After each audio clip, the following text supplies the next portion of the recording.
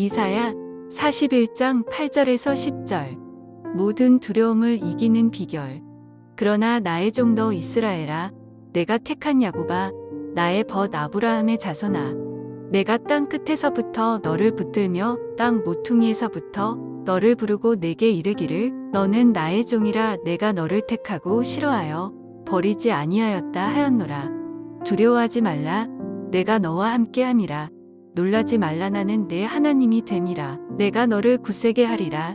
참으로 너를 도와주리라. 참으로 나의 의로운 오른손으로 너를 붙들리라. 살아계신 하나님의 말씀입니다. 살아가다 보면 수많은 위협이 있습니다. 그게 어떤 때는 질병일 수 있고 어떤 때는 또 재난일 수 있고, 이번 주에 6.25가 있는데 6.25 같은 전쟁일 수 있고, 또 실패일 수 있고, 또 배신당하는 일일 수도 있어요. 이렇게 위협이 많고 문제가 많은 곳이 우리가 살아가는 세상이요. 그런데 그 속에서 그런 문제들, 그런 위협들을 만나는 우리들은 너무 연약하다는 거예요. 문제 하나라도 시원하게 해결할 수 없는 그런 연약한 존재가 우리라는 거죠.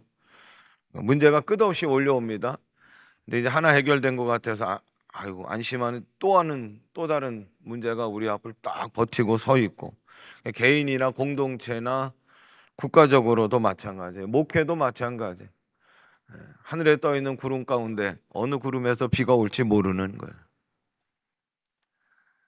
그러니까 어느 구름에서 비가 올지도 모르고 또 내리는 비조차도 피할 수 없는 것이 우리들의 인생이에요. 더군다나 우리 죄는 예수 그리스도를 믿는 그 즉시 모든 과거의 죄, 현재의 죄, 미래의 죄가 깨끗하게 사함을 받은 줄로 믿습니다. 그런데 문제는 뭐냐면 본능이 있단 말이에요. 죄는 아니지만 죄로 향하게 하는 본능이 있어요. 그게 죄성인데 죄성은 여전히 남아있어요. 그리고 죄가 많은, 죄가 주인 노릇하는 이 세상에서 우리는 여전히 땅에 발을 딛고 살아가는 거예요. 아주 뭐 거센 유혹이 얼마나 많. 그러니까 불쑥불쑥 이 죄성이 발동을 하는 거예요. 그래서 죄 욕심을 이기지 못하고 또 죄 앞에서 굴복당하는 우리들. 또 자연과 환경이 파괴됨으로 뭐 전염병이 창궐하고, 그리고 통제불능의 그런 세상에서, 어려움의 세상에서 우리가 살아가고 있는 거예요. 그러다 보니까 우리가 탄식하죠. 자연도 탄식하고 인간도 탄식하고, 그리고 또 인간은 두려움에 갇히게 됩니다. 자, 이럴 때 중요한 게 뭐냐면 우리의 마음을 어떻게 갖느냐가 중요한 거예요. 여러분, 하나님이 천지를 창조하시고 만물을 창조하시고 또 인간을 창조하실 때 다 이렇게 우리에게 주신 아주 기가 막힌 또 선물 하나가 있는데, 그게 뭐냐면 면역력이라는 거예요. 면역. 그래서 외부로부터 우리가 이렇게 어려움을 당하지만 또 그거를 이길 수 있는 그런 면역력을 하나님께서 우리들에게 주셨는데, 이 두려움 앞에서의 중요한 면역력은 뭐냐? 마음의 면역력이에요. 마음이 잘 관리가 돼야 돼. 고수가 있어요. 바둑에도 고수가 있어서 뭐 세수, 네수를 앞서서 두고, 또 뭐 경기 운동하는 분들도 보면 프로가 있고 아마추어가 있는데, 이건 뭐 하늘과 땅 차이입니다. 아마추어가 프로를 이겨낼 수가 없는 게, 이게 프로가 고수예요. 가수들도 아주 뭐 몇십 년 된 가수들은 프로 가수잖아요. 그런데 이런 가수들도요, 마음이 한순간에 딱 연습도 많이 했어요. 그리고 히트곡이 일생에 뭐 10곡 있으면 좋겠지만 그렇게 많은 분들은 없어요. 대부분이 한두 곡인데, 이 한두 곡은 아마 100번도 1000번도 더 불렀을 거예요. 연습도 많이 했어요. 근데 무대 앞에 딱 섰는데 갑자기 긴장하게 되고 두려움이 찾아오면 1000번, 10,000번을 불렀던 자기 히트곡도요, 죽을 쓴다는 거예요. 실력이 발휘되지 않는다는 거예요. 잠언서 16장 32절 같이 읽어요. 노하기를 더디하는 자는 용사보다 낫고 자기의 마음을 다스리는 자는 성을 빼앗는 자보다 나으니라. 여러분, 용사가 성을 빼앗는 거예요. 노하기를 더디하는 자는 용사보다 나아요. 근데 용사가 성을 빼앗는데, 이 성을 빼앗는 용사보다 더 나은 게 뭐냐? 마음을 다스리는 자라는 거야. 그게 뭐냐? 마음이 무너지면 다 무너진다는. 마음이 무너지면 몸도 건강할 수가 없어요. 마음이 무너지면 한순간에 두려움에 꽉 갇히는 거예요. 그래서 두려움이 아니라 마음의 평안을 갖기 위하여 사람들은요 온갖 가지 일들을 하는 거예요. 특별히 막 돈을 써. 그래서 경호원 두잖아요. 제가 불안하니까. 근데 경호원을 뭐 2명, 3명 둔다고 그래서 그 두려움이 다 없어지나요? 그러지 못하는 거예요. 사람이 태어나서 첫 번째로 갖는 감정, 그게 뭐냐면 두려움이라는 거예요. 딱 첫 번째 엄마 뱃속에 나왔는데 갑자기 두려움이 찾아오면 막 죽으라고 울어 제끼는 게 왜 우냐? 그 두려움 때문에 운다는 거예요. 자라나요. 그래서 이제 사회에서 생활하는데 또 그 사회 속에서 갖는 감정이 뭐냐면 불안이요, 불안. 직장도 불안하고 사업도 불안하고 건강도 불안하고 관계성도 불안하고 전쟁으로 세상이 온통 불안하니까 그 속에서 우리들도 불안하고 실패할까 두려워하고 모든 걸 잃어갈까 두렵고 거절당할까 두렵고 내팽겨칠까 혼자 내팽겨칠까 두렵고 아이고 이러다가 죽으면 어떡하지? 야 죽는 거 아니야? 이런 큰 두려움 속에서 갇히고 마는 거예요. 근데 오늘 하나님은 우리에게 말씀하시 살아계신 하나님은 우리에게 말씀하셔요. 두려워하지 말라는 거예요. 온통 성경은 보면 하나님께서 이 말씀하신 게 두려워하지 말라, 두려워하지 말라 365번이 나오는 거예요.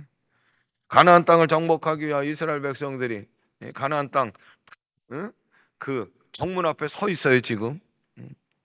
모세의 뒤를 이어서 여호수아가 더군다나 장군이었습니다. 40년 동안 지금 광야를 방황하다 드디어 가나안 땅 정문 앞에 서 있는 거예요. 고생 끝에 왔으니까 가나안 땅 딱 도착하니까 환영합니다라고 현수막이 딱 걸려 있나요? 그러지 못. 가나안 거민들 이스라엘 백성보다 2배, 3배나 큰 거민들 다 버티고 있는 거야. 막 눈에 불을 켜고 너 들어오기만 해봐라. 전쟁이다. 그럴 때 갑자기요 장군이었던 여호수아도 시겁하는 거예요. 두려움이 찾아오는 거예요. 그럴 때 여호수아서 1장 9절에 보니까 하나님이 여호수아에게 얘기하신 강하고 담대하라 놀라지 말라 여호수아야 내가 어디로 가든지 너의 모세가 함께 했던 것처럼 너도 함께 할 거야 할렐루야. 그때 그냥 두려움을 싹 벗어버리고 가나안 땅을 향하여 여호수아가 명령하는 거예요. 나가자. 오늘 본문 이사야 41장 8절에 8절 보세요. 같이 읽어요. 그러나 나의 종 너 이스라엘아 내가 택한 야곱아 나의 벗 아브라함의 자손아. 그러나는 반전이잖아요. 그러니까 그 8절 이전에는 이스라엘 백성들이 온통 무서움과 두려움에 갇혀 있는 거예요. 그들을 향하여 그러나 이사야가 하나님의 말씀을 선포해요. 나의 종 너 이스라엘아 내가 택한 야곱아 나의 벗 아브라함의 자손아. 근데 그러나 그 전에 절망 두려움의 상황은 어떤 상황인가? 5절부터 7절까지 말씀을 함께 보겠습니다. 5절부터 읽어요. 섬들이 보고 두려워하며 땅끝이 무서워 떨며 함께 모여와서 다 두려운 거예요. 막 그냥 무서운 거예요. 그런데 함께 모였다는 거예요. 모여서 뭘 하는가 봤더니 6절 보세요. 각기 이웃을 도우며 그 형제에게 이르기를 너는 힘을 내라 하고 모인 사람들에게 막 힘을 내라는 거예요. 힘을 내라 막 격려하는 거예요. 근데 뭐 하는데 격려하는가? 7절 보세요. 목공은 금장색을 격려하며 망치로 고르게 하는 자는 매질꾼을 격려하며 이르되 땜질이 잘 된다 하니 그가 못을 단단히 박아 뭐예요? 우상을 흔들리지 아니하게 하는도다. 우상을 만드는 일에 함께하는 거예요. 막 두려움이 찾아오니까 무서움이 찾아오니까 이스라엘 백성들이 뭐 했다고요? 우상을 만드는 거예요. 그러면서 격려하는 거예요. 못을 튼튼히 밝아라. 여기 땜질을 잘하라. 우상을 만드는 일에 격려했단 말이에요. 이스라엘 백성들은 두려움에 갇혔어요. 두려움에 갇혀서 뭘 하는가? 우상을 만들었다는. 여러분 오늘도 우상이 얼마나 많아요. 두려우니까 우상을 만드는 거예요. 또 우리가 연약하니까 두려움을 이길 수 없으니까 대신해서 우상을 만드는 거예요. 그 일에 서로 힘내라고 막 격려하고 있는 거예요. 순간마다 죽음의 그림자가 우리 가운데 다 들여요. 예? 두려워하는 거예요. 연약하기에 두려움을 느낄 수밖에 없어요. 그 두려움 속에서 인간은 엉뚱하게도 어떻게 한다고요?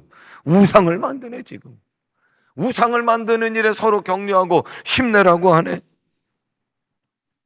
이스라엘 백성들 이 당시에 큰 두려움에 빠져 있어요. 북쪽은 아수르에게 멸망당했어요. 지금 남쪽만 남아있는 거예요. 언제 아수르가 남쪽까지 침략할지 모르는 그런 긴장감에 놓여 있는 거예요. 더군다나 아수르를 능가하는 새로운 위협하는 제국이 막 올라오는데 바벨론이요.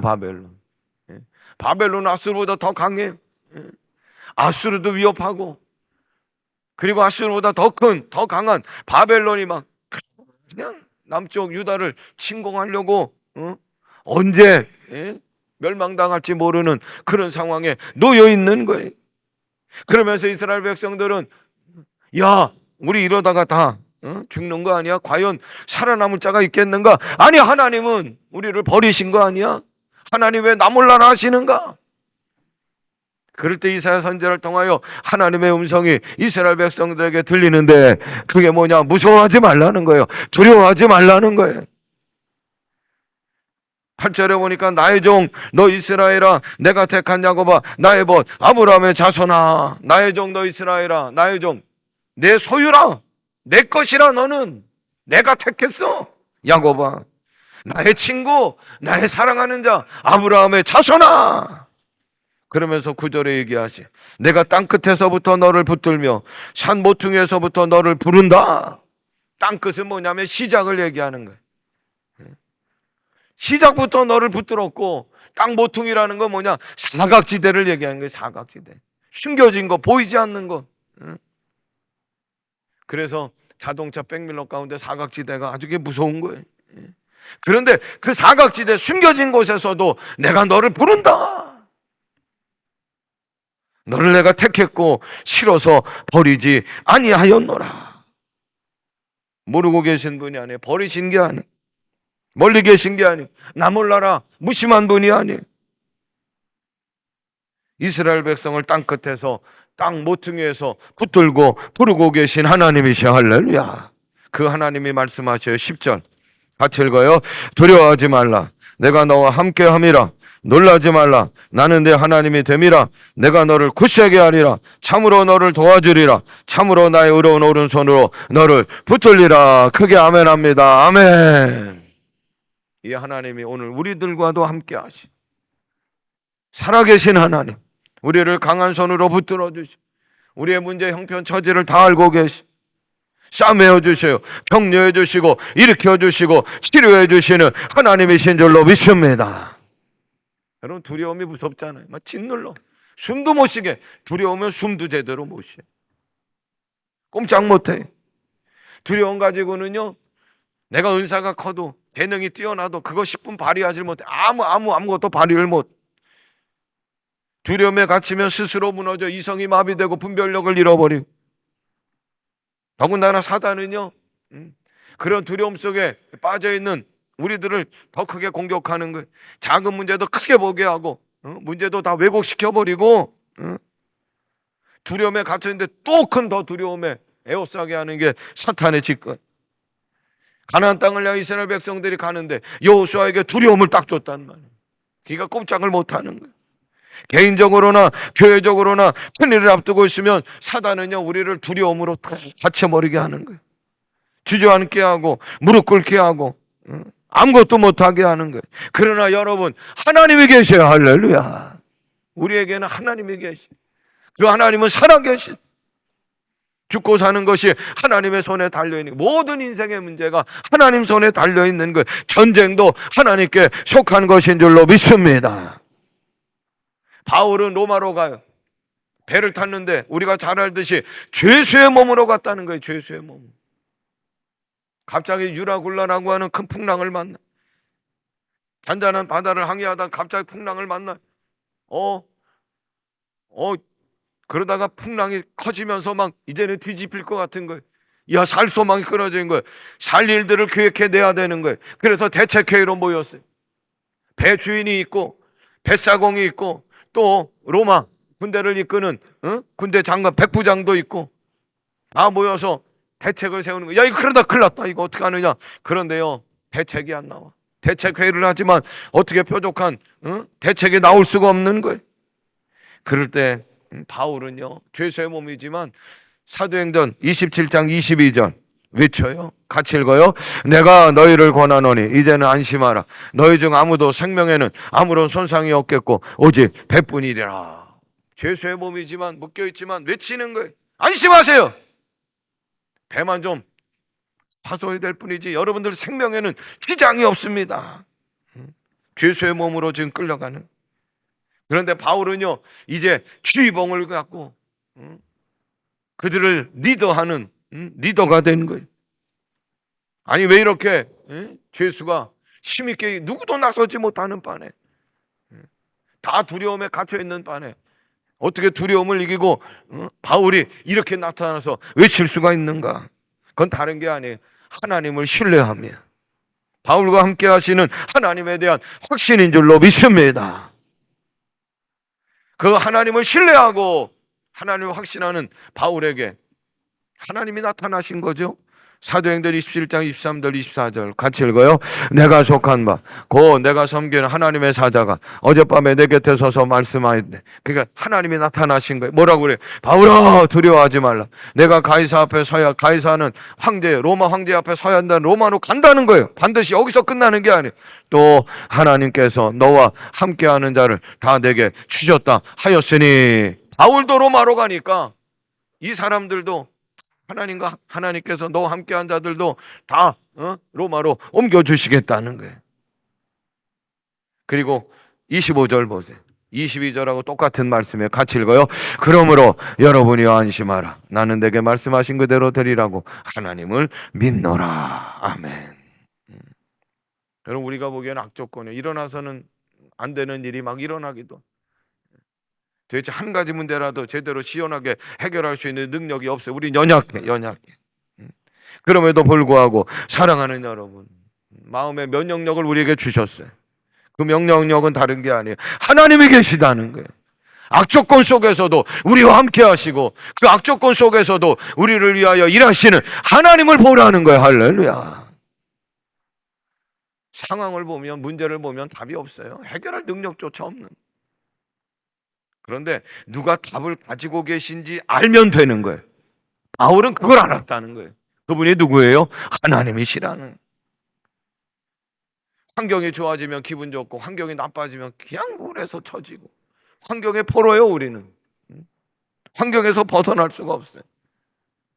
한번 그게 따라합니다. 그러나 우리는 달라야 합니다. 달라야 돼. 누가 계신데? 하나님이 계신. 하나님이 살아계시단 말이에요. 두려워하는 세상 사람들 오히려 우리는 진정시켜야 돼.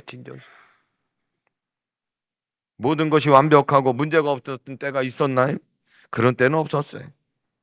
그럼에도 불구하고 두려움 속에서도 악조건 속에서도 전진하잖아. 하나님의 백성들은 전진해야 돼. 문제가 있고 장애가 있고 두려움 속에서도 담대하게 전진해야 돼. 마음의 면역력을 가져야 돼. 그 면역력은 다른 게 아니라 하나님을 믿는 믿음인 줄로 믿습니다. 두려움에 갇혀서 탄식하고 절망하고 주저앉고 꼼짝 안 하는 게 아니라 문제 속에서도 우리와 함께 하시고 우리를 위하여 일하시는 하나님을 보셔야 돼. 하나님을 확신하셔야 돼. 하나님을 신뢰하셔야 돼. 그 문제 속에서도 우리와 함께 하시. 어려움 속에서도 하나님은 대한민국과 함께 하시는 줄로 믿습니다. 갈 소망이 사라졌단 말이에요. 유라굴라 큰 태풍을 만나 대책회의도 못하고 다 버리는 거예요. 죽을 때를 기다리는 거예요. 그럼에도 불구하고 오직 한 사람, 바울은 일어서서 소망을 외치네요. 두려워하지 마세요. 하나님이 함께 하십니다. 우리는 여기서 죽지 않습니다. 바울은 하나님을 확신하는 거예요. 하나님을 신뢰하는 거예요. 하나님을 외치는 거예요. 하나님께서는 우리의 방패가 되시고 우리의 피난처가 되시고 대한민국의 산성이 되시고 하나님께서는 환난 날에 이 나라를 도우시는 하나님이신 줄로 믿습니다. 그러므로 두려워하지 마시오. 예전에 어떤 기사를 봤는데 미국에서 일어난 일인데 냉동고라고 있어요. 냉장차 비슷한 거. 근데 그 경비가 밤늦게 이제 이렇게 저쪽에 이제 구석에 있는 냉장차인데 그 경비가 좀 이상한 생각이 들어서 열어봤더니 거기에 어떤 한 사람이 죽어 있더라는 거예요. 그래서 이제 경찰에 신고해서 와서 조사관들이 조사하는데 아니 이 사람이 어떻게 해서 죽었나 그 사인을 밝히는데 어려움이 있는 거예요. 그 외부에서 누가 이렇게 살인을 해가지고 거기 집어넣고 또 숨긴다고 이렇게 다 가뒀나? 아니요, 외부에서 이렇게 뭐 가해를 당한 흔적이 아무것도 없어. 그래서 이 사람이 여기 갇혀서 숨을 못 쉬었나? 공기가 없나? 아니요, 그 차는 특별하게 이렇게 환기도 잘 되는 거예요. 환기도 잘 돼 있는. 이 사람이 음독 자살했나? 또 알아 사인을 보려고 독을 먹었나? 봤더니 독도 안 먹은 거야. 이게 냉장차고 냉동차니까 얼어 죽었나? 근데 아니에요. 왜 구석에 있었냐면 이 차가 오래전에 고장 나가지고 그런 기능도 없는 거예요. 춥지도 않은 거예요. 그 도대체 어떻게 해서 이 사람이 죽었나? 그 수사관들이 여러 가지로 이제 상황 보고 그리고 결론 내린 게 뭐냐면 이 사람의 믿음 때문에 이 사람은 죽었다는 거예요. 근데 그 믿음은 뭐냐? 죽게 하는 믿음이고 잘못된 믿음 때문에 이 사람이 죽었다는 거예요. 그러면서 쭉 정리를 했어요. 이 사람이 다 어떻게 해서 잘못해서 탔어요. 그런데 문이 닫히는 바람에 문제는 뭐냐면 이 냉장차는 냉동고는 밖에서 열어줘야지 안에서 못 여니까 갇힌 걸 알고 하풀이 쏴. 어이 큰일 났다. 그리고 막 1시간 정도는 막 소리 질렀을 거예요. 여기 사람 있어요. 사람 있다고 막 살려달라고 꺼내달라고 아마 외쳤을 거예요. 그런데 다 퇴근하고 그리고 또 구석진 곳에 이제 고장난 차니까 딱 이렇게 있었는데 누가 와서 들어줄 사람이 없는 거예요. 그러다 보니까 나는 갇혔구나. 나는 어떻게 하면 좋아? 응? 아이고 이거 냉동고 아니야? 난 이제 얼어 죽겠구나. 나는 곧 얼어 죽는다. 체온이 떨어지고 결국에는 얼어 죽었다는 거예요. 고장난 차에서 얼어 죽었다는 거예요. 잘못된 믿음이 그를 얼어 죽게 했다는 거예요. 여러분 믿음도 잘못된 믿음이 있어요. 죽게 하는 믿음이 있단 말이에요. 그러나 참된 믿음은 살게 하는 믿음인 줄로 믿습니다. 우리는 살게 하는 믿음, 참된 믿음을 가진 자.